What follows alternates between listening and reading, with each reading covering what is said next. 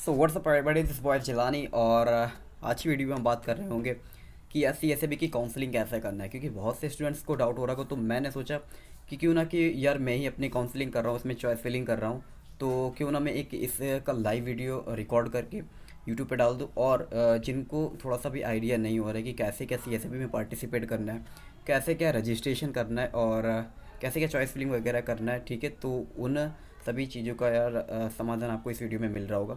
तो इसलिए इस पर्पज़ से मैंने इस वीडियो को बनाया है।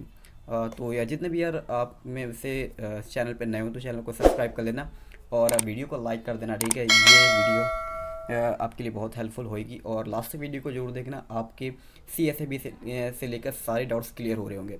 जैसा बहुत से डाउट्स आता है कि भैया मैंने जोसा में पार्टिसिपेट किया है, ठीक है, और उसके बाद CSAB में पार्टिसिपेट कर रहा हूँ, तो कैसे क्या पार्टिसिपेट करना है, क्या इसकी रजिस्ट्रेशन फ़ीस रहती है, क्या जोसा और CSAB बिल्कुल सेम है, क्या डिफरेंस है, और कैसा क्या चॉइस फिलिंग के टाइम पे क्या क्या किन किन बातों का ध्यान रखना होगा, कैसे आपकी लाख रैंक भी है 1 लाख 1.5 लाख, फिर भी आपको इसमें मतलब कॉलेज का अलॉटमेंट हो, तो कैसे क्या चॉइस फिलिंग करना है, सब कुछ जान रहे होंगे। और चॉइस फिलिंग के टाइम पे कैसा क्या प्रोसीजर है वो भी सब कुछ देख रहे होंगे इस वीडियो में। तो मेक श्योर वीडियो को लाइक कर देना और चैनल को सब्सक्राइब कर देना। तो without wasting the time video को शुरू करते हैं। सो सबसे पहले क्या करना है कि CSAB में पार्टिसिपेट करना है, तो अपना कोई भी गूगल मोजिल्ला फायरफॉक्स वगैरह में जाके उसमें CSAB टाइप करना है और ये इस तरह का अपना पोर्टल खुलेगा, ठीक है। तो CSAB यही फर्स्ट लिंक आ जाती है और इस पर अपना क्लिक कर देंगे हम लोग। तो डेफिनेटली इसको खुलने में थोड़ा सा टाइम लग रहा है, ठीक है, ये खुल चुका है। तो ये CSAB का पोर्टल खुल चुका है, ठीक है। तो ये आपको चीज़ें दिख रही होगी यहाँ पे, रजिस्ट्रेशन एंड चॉइस फिलिंग का and locking for CSAB special round. So मैं आपको थोड़ी सी इन्फॉर्मेशन बताते चलूँ कि CSAB ये किस तरह की काउंसलिंग होती है जो कि जोसा के बाद होती है। और ये सिर्फ और सिर्फ NIT प्लस सिस्टम के कॉलेजेस को कंसीडर करती है। NIT प्लस सिस्टम में 3 तरह के कॉलेजेस होते हैं। पहला जो होता है वो होता है सारी NITs, ठीक है, NIT त्रिची, वारंगल, इलाहाबाद, जालंधर, जमशेदपुर, जितनी भी 31 NITs है उन सबको कंसिडर किया जाता है। और उसके बाद होता है अपना IIT, triple IIT, Indian institute of informational and technology, जितनी भी ट्रिपल IIT थे। और उसके बाद होती है GFTI। और एक होता है IIEST शिवपुर, ठीक है। इन कॉलेजेस में एडमिशन लेने के लिए आपको CSAB में पार्टिसिपेट करना पड़ता है। और मसला कुछ इस तरीके का होता है कि हालांकि एडमिशन आपका जोसा के थ्रू भी होता है, लेकिन जोसा में क्या होता है, राउंड 1 से लेकर राउंड 5 के बीच में जब सीट विड्रॉ का प्रोसेस होता है, तो उस केस में बहुत सी सीटें वैकेंट हो जाती हैं। और भी केस हो सकता है कि सीट वैकेंट, जैसे किसी ने कोई क्वेरी रेज हुई तो वो क्वेरी का आंसर नहीं दे पाई, या फिर फीस सबमिट नहीं कर पाई, या फिर उसके जो डॉक्यूमेंट्स थे वो वैलिड नहीं थे, जिसकी वजह से उसका एडमिशन कैंसिल हो गया। तो उसकी वजह से जितनी भी सीटें वैकेंट हो जाती हैं तो उन सबको रिफ़िल करने के लिए CSAB पार्टी काउंसलिंग की जाती है, ठीक है। और इसमें एक बात समझ लें कि इसमें IIT पार्टिसिपेट नहीं करती हैं, ठीक है। और एक बहुत इंपॉर्टेंट चीज़ है वो भी आपके बता दूं कि आपका JEE मेंस में यार 2 तरह की रैंक होती हैं। एक होती है CRL, एक होती है कैटेगरी रैंक, ठीक है। एक होती है CRL और एक होती है कैटेगरी रैंक। तो इसमें जो होती है आपकी सिर्फ और सिर्फ CRL जो ऑल इंडिया रैंक होती है वही यूज़ होती है। इट डजेंट मैटर कि आपकी कौन सी कैटेगरी है, आपकी SC ST PW की रैंक यूज़ होगी, तो इसमें नहीं है। कैटेगरी रैंक सिर्फ और सिर्फ जोसा में यूज़ होती है। बाकी जितनी भी काउंसलिंग होती हैं CSAB या फिर स्टेट लेवल की, जैसे कि जैक डेली हो गया, UPCET जो उत्तर प्रदेश में होता है, और भी बहुत सी होती हैं, उन सब में सिर्फ और सिर्फ आपकी ऑल इंडिया रैंक यूज़ होती है, ठीक है। तो इसमें रजिस्ट्रेशन करने के लिए सबसे पहले आपको क्या करना है, JEE मेंस एप्लीकेशन नंबर पे आपका अपने एप्लीकेशन नंबर फिल करना है और पासवर्ड। अगर आप CSAB में पहली बार पार्टिसिपेट कर रहे हैं तो आप क्या कर सकते हैं कि जैसे आपने जोसा में पार्टिसिपेट नहीं किया तो आप अपना एप्लीकेशन नंबर का पासवर्ड डाल दें। यदि आपने जोसा में भी पार्टिसिपेट किया तो फिर आप अपना जोसा का भी पासवर्ड डाल सकते हैं, ठीक है। तो यहाँ पे मैं अपना एप्लीकेशन नंबर और पासवर्ड फिल करके आगे प्रोसीड करता हूँ।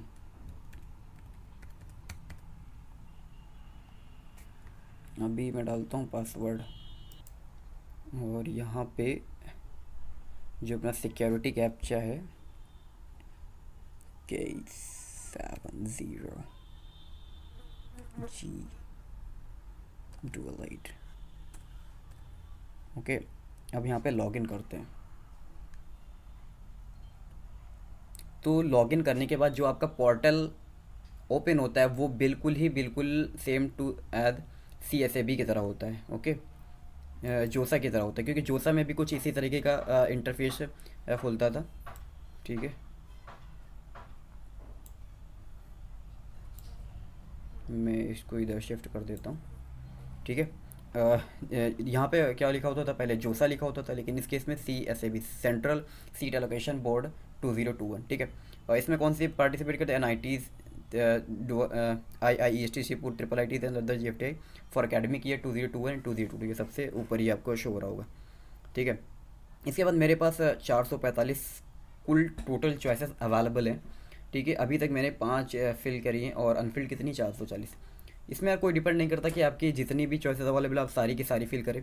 इसको फिल करते समय बहुत ही ध्यान से आपको करना होगा, क्योंकि क्या होता है कि अगर आपको कोई भी इसका मैं बता दूं आपको, इसका एक हार्श रूल होता है।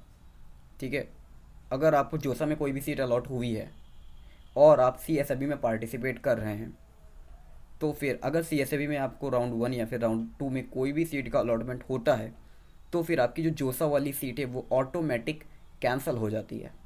ठीक है, उस पर आप कोई भी क्लेम नहीं कर सकते। ठीक है, तो ये इस चीज़ को ध्यान में रखते हुए आपको काउंसलिंग करना है। और काउंसलिंग के समय आपको ये बात ध्यान रखनी है कि जो कॉलेजेस या फिर जिन ब्रांच को आप लेना नहीं चाहते उन्हें बिल्कुल ही फिल मत करें, क्योंकि बाई चांस अगर वो मिल गई तो आपको लेना ही पड़ेगा, और उसके बाद अगर आप नहीं लेते हैं तो आप CSAB से बाहर हो जाएंगे, और इस ईयर में आपको एडमिशन भी बेसिकली नहीं हो पाएगा, और आपको फिर से ड्रॉप लेके नेक्स्ट ईयर क्या होगा कि आपको एडमिशन लेने के लिए एग्ज़ाम देना पड़ेगा। ओके, तो यहाँ पे मैंने कैंडिडेट प्रोफाइल शो होगा, ये मतलब ये मैंने एक बार क्या होगा, मैं रजिस्ट्रेशन कर चुका हूँ, तो इसलिए कुछ इस तरीके की प्रोफाइल शो हो रही है। लेकिन जो बंदा फर्स्ट टाइम आता है तो उसके लिए कुछ यहाँ पे स्टेटमेंट वगैरह आता है, उसको एग्री करना पड़ता है, फिर आपको कैंडिडेट प्रोफाइल शो होती है, उसको टिक करना होता है कि हाँ यही आपकी कैंडिडेट प्रोफाइल है, आप इंडिया से या फिर जिस स्टेट से बिलोंग कर रहे हो वो सारी चीज़ें सही है, ये थोड़ा सा देखना पड़ता है इसमें। और इसके बाद यहाँ पे व्यू फ़ी पेमेंट डिटेल्स। ठीक है, इसमें एक चीज़ सबसे डिफरेंट है, वो यही है कि जोसा में क्या होता था, रजिस्ट्रेशन करते समय हमें किसी भी प्रकार का पेमेंट नहीं करना पड़ता था, लेकिन CSAB में आपको पार्टिसिपेशन रजिस्ट्रेशन के लिए आपको पेमेंट करना पड़ेगा। वो डिपेंड करता है स्टूडेंट टू स्टूडेंट, उसकी कंडीशंस पे, क्या केसेस हैं। ठीक है, सपोज मेरे के केस में क्या हुआ था कि मुझे जोसा में कोई सीट का अलॉटमेंट हो गया था, NIT इलाहाबाद का मैकेनिकल मिला था। ठीक है, तो मैंने उसमें सीट एक्सेप्टेंस फी 35,000 वो भी पे कर दी थी, और उसके बाद जो प्रोविजनल एडमिशन था उसके लिए भी 40,000 पे कर दिया था। तो जब कोई बंदा किसी बंदे को सीट का अलॉटमेंट होता है और वो उसके बाद CSAB में पार्टिसिपेट करता है, तो उस केस में सिर्फ और सिर्फ उसको 2,000 रुपये सबमिट करने पड़ते हैं। वो किस लिए, वो होता है आपका मतलब 2,000 रुपये फिर जो रजिस्ट्रेशन क्या होता है। ठीक है, ये जो प्रोसेस का सारा होता है सिर्फ उसी का ही रुपया। ये देख लीजिए कि मेरी फ़ी, पार्शियल एडमिशन फ़ी मैंने सबमिट कर दी थी 40,000, उसके पहले सीट एक्सेप्टेंस फ़ी भी सबमिट कर दी थी। ठीक है, और IG ये मतलब इस तरीके का है ₹2,000, ये भी मैंने सबमिट कर दिया था। ठीक है, और यहाँ पे चॉइसेस अवेलेबल है, ये सारी चीज़। अब हम चॉइस फिलिंग करेंगे। सपोज कोई बंदा है कि वो फर्स्ट टाइम CSAB में पार्टिसिपेट कर रहा है, उसने जोसा में पार्टिसिपेट नहीं किया, तो उसको उसकी कैटेगरी के हिसाब से, सपोज वो जनरल या फिर जनरल EWS या फिर OBC NCL या हाँ ना, तो इन अगर कैटेगरी से बिलोंग करता है तो उसे 35,000 रुपये का पेमेंट करना पड़ेगा। ठीक है, वही अगर वो SC ST या फिर PWD से बिलोंग करता है तो फिर उसे 15,000 का पेमेंट करना पड़ेगा at the time of registration. ठीक है, तो और इसका रिफंड क्या क्या मसला होता है कि सपोज़ आपको राउंड SC SAB राउंड 1 और राउंड 2 में कोई भी सीट का अलॉटमेंट नहीं हुआ, और आपने रजिस्ट्रेशन के टाइम पे 35,000 या फिर 15,000 रुपये सबमिट किए थे, और अब आप चाह रहे कि हमें रिफ़ंड मिले, तो रिफ़ंड कुछ इस तरीके से होता है कि सिर्फ और सिर्फ आपका 2,000 रुपये डिडक्ट हो जाएगा। ओके, सिर्फ आपका 2,000 रुपये डिडक्ट हो जाएगा, और बाकी का 33,000 या फिर 13,000 वो आपका रिफ़ंड हो जाएगा। ठीक है, तो ये चीज़ आप समझ लेना। तो अब यार without wasting the time just start the choice filling. कैसे क्या चॉइस फिलिंग करना है, अगर आपकी रैंक बहुत ज़्यादा है, लाख है, 1.5 लाख है, 2 लाख है, फिर भी आप चाहते हैं कि आपको NITs में किसी भी ब्रांच में एडमिशन हो, तो आप डेफिनेटली CSAB में पार्टिसिपेट ज़रूर करें। ठीक है, तो यहाँ पे हम जाते हैं चॉइस फिलिंग पे, और देखते हैं कि क्या है मसला। ठीक है, तो मैं आपको बता दूं कि यार मैंने अभी तक जो है 5 चॉइसेस फिल की थी, तो वो यहाँ पे आपको शो हो रही होंगी। ठीक है, एनआईटी तिरछी, सूरतकल, वारंगल का सीएससी वगैरह। और बाकी की चॉइसेस कैसे फिल करना है वो भी सब हम जान रहे होंगे। उससे पहले मैं आपको बता दूं कुछ इंपॉर्टेंट पॉइंट्स जो चॉइस फिलिंग के लिए आपको करने हैं। ठीक है, तो सबसे पहला कि ये अगर जो भी आप चॉइस फिलिंग करना चाह रहे हैं तो उसकी पहले आप लिस्ट बना लें, और उसके बाद आप इसके लिए मतलब लिस्ट आप अपनी सामने रख लें। जैसे मैंने अपने केस में रखी, मैं आपको दिखा दूँ कि मैंने ये इस तरह की पूरी लिस्ट बना ली है, जो भी 40 to 50 कॉलेजेस हैं।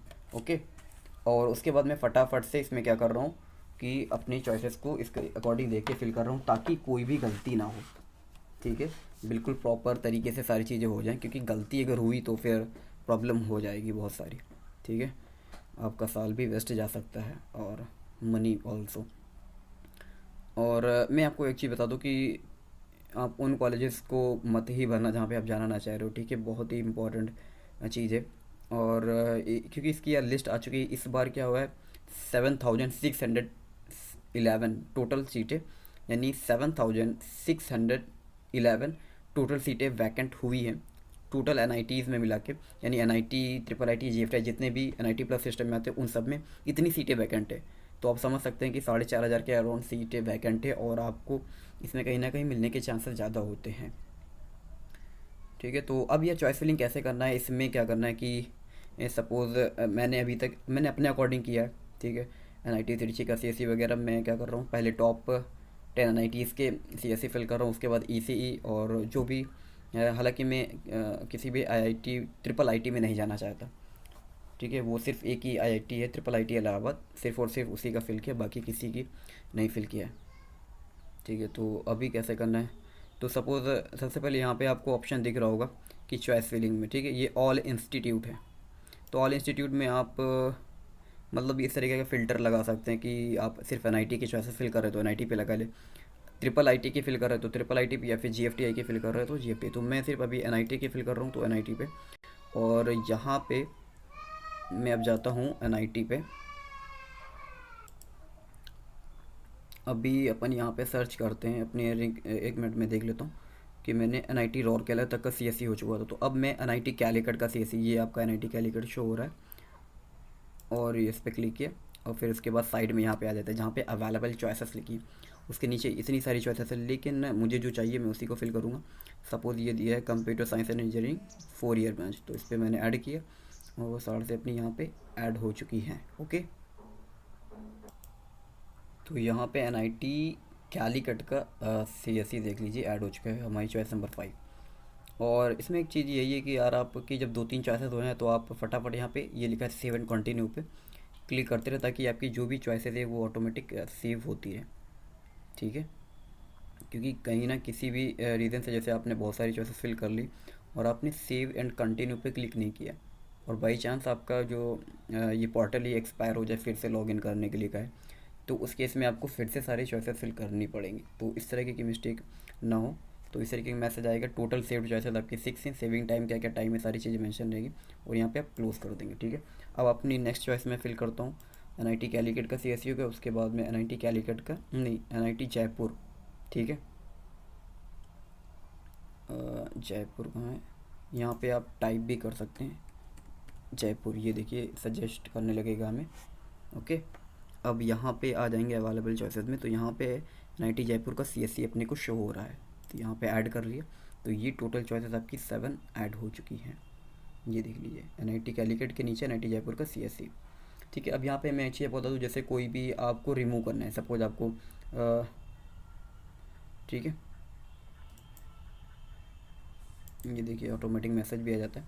सपोज़ आपको नंबर फॉर वाली चॉइस को नहीं चाहिए, तो आप यहाँ पे क्लिक करके रिमूव भी कर सकते हैं। ओके, और यहाँ पे जैसे आपको आप करना है, जैसे जो आपका एनआईटी वारंगल का सीएससी है वो 3 नंबर पे, एनआईटी इलाहाबाद का 4 नंबर पे, आप चाहते हैं कि एनआईटी इलाहाबाद का सीएससी ऊपर हो जाए, तो यहाँ पे अप पे क्लिक करेंगे तो ये देख लीजिए एनआईटी इलाहाबाद ऊपर आ गया, वारंगल नीचे। ठीक है, इसी तरीके से सपोज़ आप क्या करना चाहते हैं, एनआईटी इलाहाबाद को वारंगल के नीचे करना चाहते हैं तो डाउन पे क्लिक कर देंगे तो वो नीचे हो जाएगा। ठीक है, तो ये सारी चीज़ें आप समझते रहना।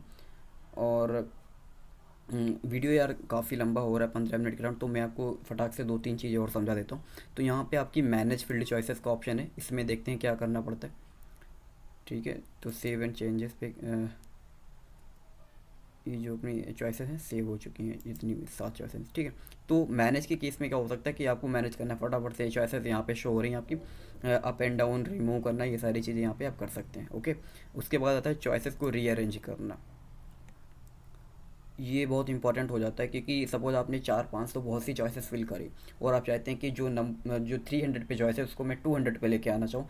तो जस्ट आपको क्या करना है, ये जो चीज़ें लिखी है ना, ये जो चीज़ें लिखी हैं जैसे न्यू चॉइस नंबर, उसके नीचे सपोज ये नंबर 3 वाला है, ये नंबर 3 है ना, और आप चाहते हैं कि ये नंबर 7 पे चला जाए, तो यहाँ पे इसको जस्ट बैक स्केप मार के 7 लिख देना है। ओके, और ये जो 7 वाला है ना, इसे बैक स्पेस मार के 3 लिख देना है, और जस्ट इंटर कर देना, आपका काम तमाम हो जाएगा। ठीक है, उसके बाद यहाँ पे मतलब कोई भी चेंजेस करने के बाद आपने क्या होगा कि यहाँ पे सेव का ऑप्शन आ रहा होगा, ये सेव चेंजेस। ठीक है, कोई भी जब आपने चेंजेस किए तो यहाँ पर आपका सेव चेंजेस का ऑप्शन आ रहा है, ये आपको दिख रहा होगा।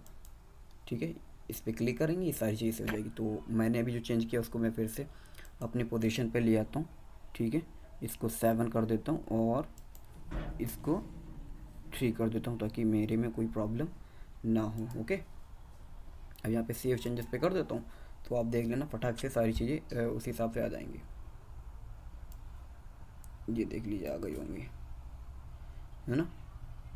NIT तिरुचिरापल्ली का CSE, फिर सूरतकल, वारंगल, इलाहाबाद, राउरकेला, कैलीकट, जयपुर। ठीक है, सारी चीज़ें हुई।